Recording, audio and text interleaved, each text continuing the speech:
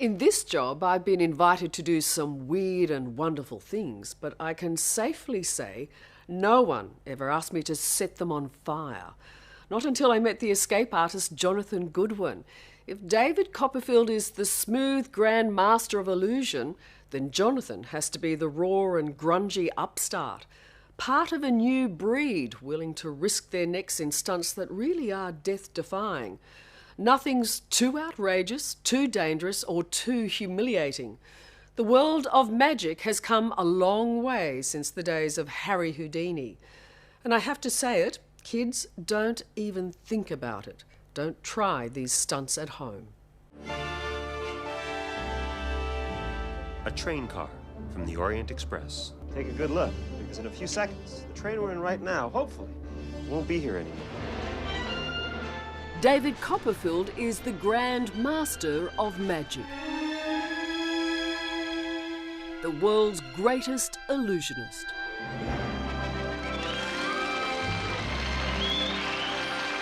Well, I'm in the creating wonder business. That's what I do. My job is to make people dream and take them on a journey and, make them forget about their trouble. And it's probably because he seems to make the impossible happen. David Copperfield can fly.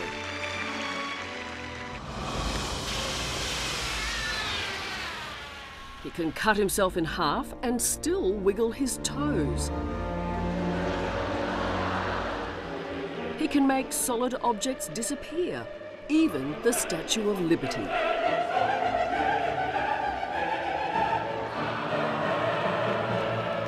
I do the shows because people go like that, and if people don't go like that, then I'm kind of like not doing my deal.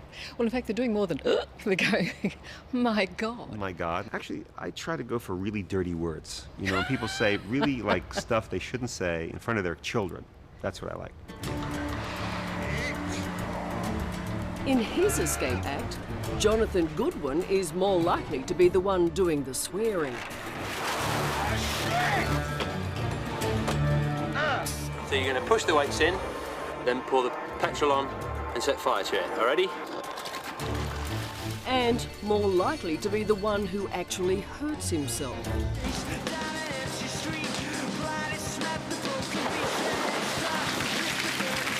Are you alright? Yeah. You got to singe my eyelash. Yeah, At 29, Goodwin is the new kid on the block. An escape artist willing to do just about anything to win himself an audience on his TV shows. He is as raw and unrehearsed as Copperfield is polished and prepared.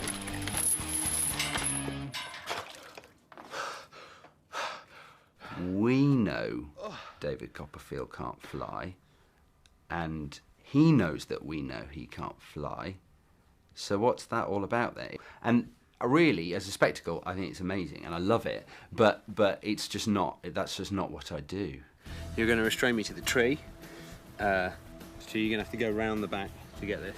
Where Copperfield performs to a packed Las Vegas theatre, Goodwin is happy if he can borrow someone's backyard. The other ends of the string are going to be attached to Dooley. Instead of a beautiful assistant, it's Dad Keith reluctantly roped in as sidekick. You're going to drive a golf ball down the field. Dooley will chase it. And even Dooley the family dog gets a starring role. Right. Are you ready? Yeah. I think it's interesting. I want people to put themselves in my shoes. I think that's how you get the biggest reaction. And it doesn't have to be a very big and grand thing.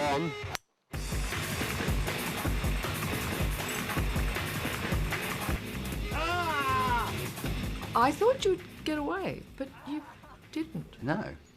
But that's the challenge, isn't it? I wanted to know how difficult it is. And I think most people would rehearse ahead of time and find out whether you could do it or not. I think that's nonsense. I think you want to see it the first time you try it.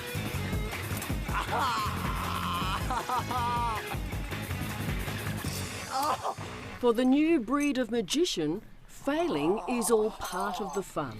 You all right, mate? piss off. You really stuck, mate. My success rate in escapes is about 70%. I'm not too bad, but I think that people enjoy watching it because, yeah, I think because it's a bit ridiculous. And I revel in the ridiculous. I have a friend who says that I've carved myself a niche that no one else wants.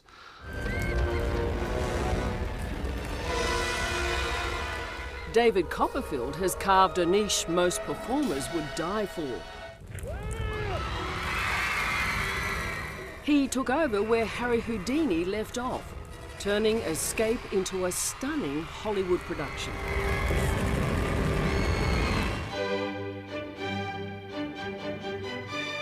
Timer set.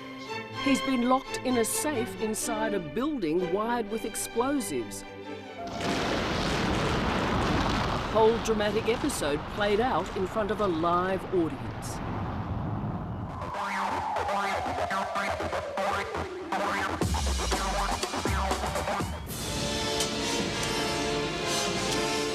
And who can forget the day, locked inside a capsule, he plunged over Niagara Falls.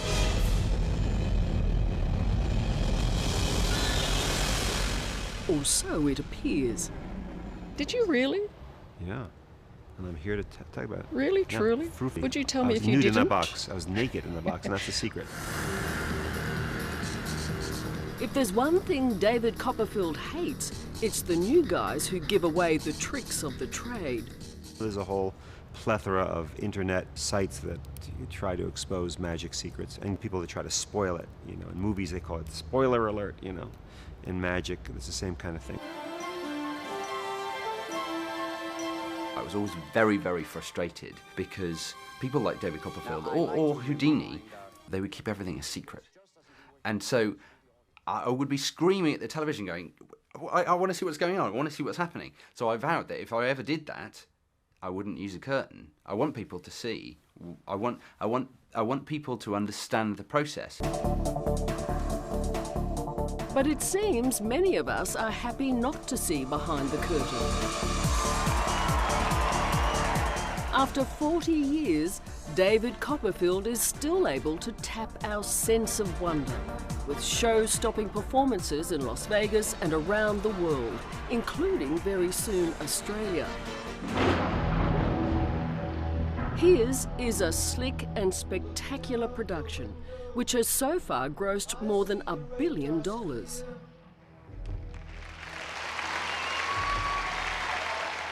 He's very slick, isn't he? There are no flies on David Copperfield at all. He's a very, very slickly honed operation. And But you're absolutely almost the opposite. thank you. I'm going to take all my clothes off, you tie me to the sack barrow, and then what you're going to do is you're going to put me in the lift. Okay? Yeah. It's that never knowing that gives Jonathan's show its edge. What were you monitoring? Like the time he was chained up naked in a lift. And press the ground floor button. Best of luck. Bye. With his unsuspecting family and friends gathered on the ground floor, Jonathan has just 11 floors to free himself and get dressed.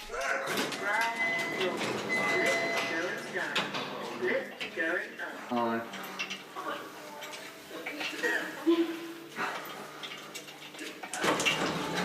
Or being tied to a model railway track. 3, 2, 1, go. Jonathan has to escape before trains, armed with hypodermic needles, strike him. It's a really fine balance because danger is kind of what people are interested in.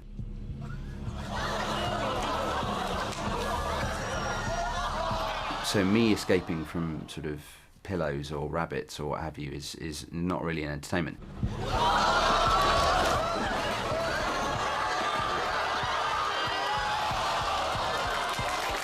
What's interesting about that is I was also being electrocuted the whole time, which I didn't realise until I was doing it. And by that time it was too late. Perfect. But it can go seriously wrong. I can't get my hands up to my neck to take a noose off. I'd have to escape. In this stunt, done live on British television, Jonathan has to escape before he's hanged. 3, 2, 1, start the water. At least, that's what's supposed to happen.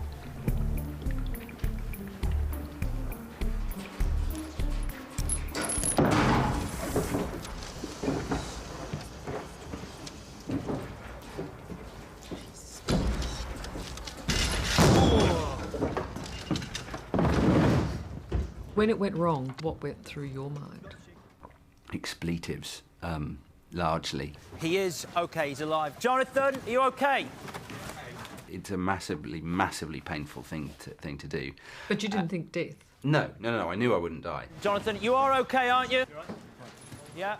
What hurt more, the fact that you failed or the hanging? Different things at different times, but it was massively embarrassing. But yet, yeah, the audience loves it. I think the audience do like it, and I think that people are quite perverse, aren't they? David Copperfield avoids pain and humiliation at all costs. His is a show where the good guy always gets the girl, a show the whole family can enjoy. I'm going to show you something really cool. It's called the vanishing egg. The vanishing egg. I think the worst thing I've read about you is that you're cheesy. I used to be cheesy by raising my eyebrow and staring in the camera and being really serious. And look, every picture you have, you know, is amazingly sexy, you know, me being very sexy. Oh, you've gone to sexy? I'm attempting sexiness and not really working, but I'm tempting it, you know.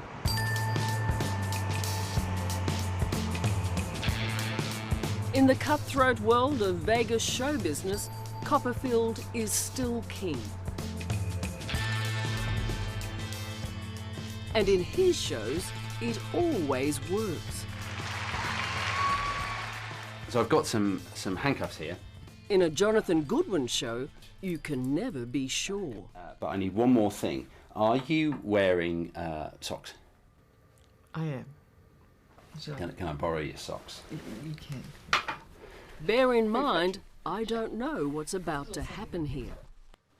Oh, not fire. You're going to handcuff me to the weight, and you're going to set the socks on fire. And I've got to pick and escape from the handcuffs before I lose skin. Oh, God. Actually, that's not very tight. Make it tighter. That'll be a challenge. All right. Oh. We 3, ready? 2, 1, go. Oh.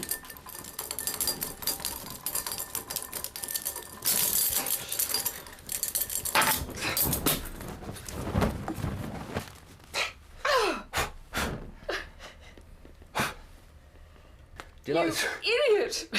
Oh, hey. Do you like the smell of burnt hair? Oh, God, I can feel it. Yeah. Ow. Well, that's the kind of man you are. Yes, stupid. Hello, I'm Nick McKenzie. Thanks for watching 60 Minutes Australia. Subscribe to our channel now for brand new stories and exclusive clips every week. Don't miss out on our extra minute segments and full episodes of 60 Minutes on 9now.com.au and the 9Now app.